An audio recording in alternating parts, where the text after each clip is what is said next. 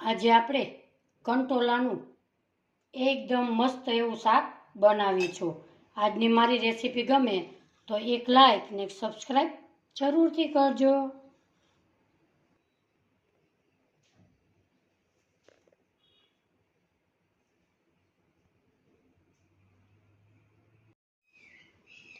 હાલો, જય શ્રી કૃષ્ણ। મારા કિચનમાં બધાનું હાર્દિક સ્વાગત છે।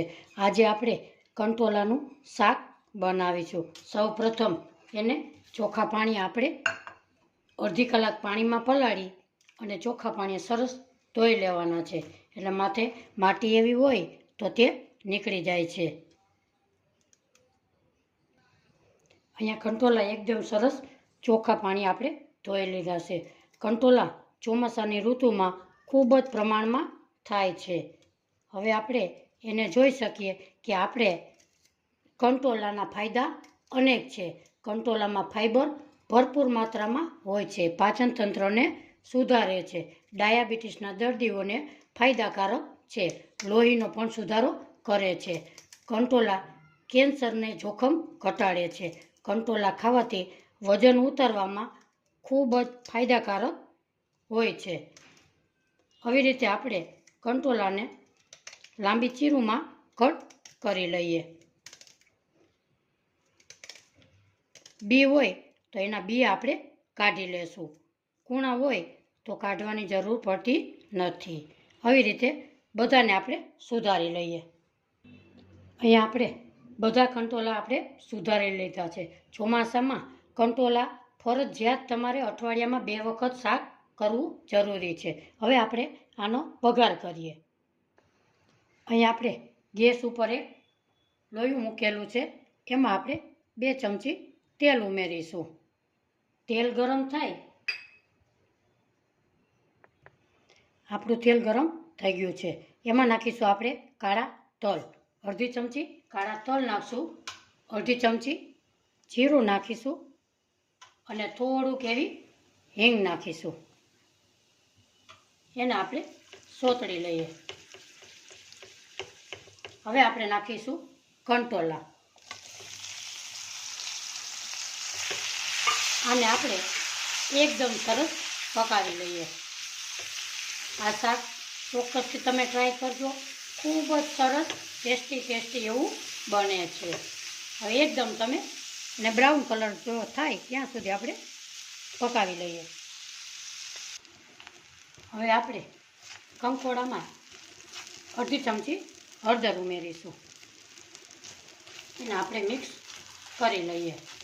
આપણા કંકોડા એકદમ સરસ બ્રાઉન કલર જેવા થઈ ગયા છે। હવે એને આપણે એક પ્લેટમાં કાઢી લઈએ।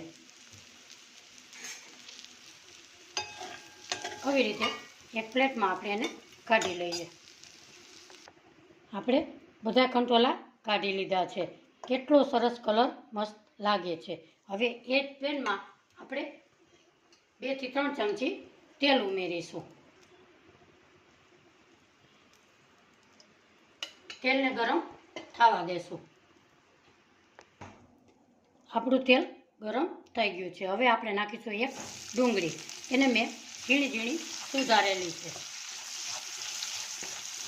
એને આપણે તેલમાં ગોલ્ડન બ્રાઉન કલરની શેકી લઈએ।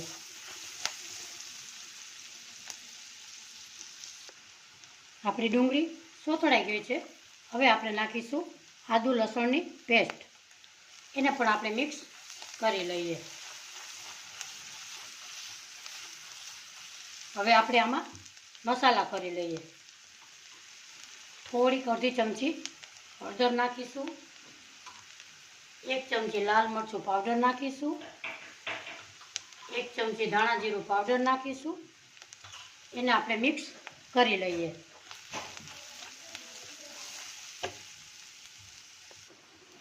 સ્વાદ પ્રમાણે મીઠું નાખીશું। એમાં નાખીશું આપણે ગરમ મસાલો, અડધી ચમચી ગરમ મસાલો નાખીશું, અડધી ચમચી આમચૂર પાવડર નાખીશું, એની ફ્લેવર ખૂબ જ સરસ આવે છે। હવે એમાં નાખીશું આપણે અડધું ટમેટું, એને મેં ઝીણું બારીક સુધારેલું છે। ગેસની ફ્લેમ ધીમી રાખીશું હવે નાખીશું આપણે કંટોલા. ઘણા આને કંટોલા કહે છે, ઘણા કંકોળા કહે છે, પણ કંટોલાનું શાક ખાવામાં ખૂબ જ સરસ ફાયદાકારક છે. હવે આને બધાને આપણે મિક્સ કરી લઈએ. 2 મિનિટ ઢાંકણ ઢાંકી અને એને આપણે ચડવા દઈએ. 2 મિનિટ થઈ ગઈ છે. હવે આપણે ઢાંકણ ખોલીશું.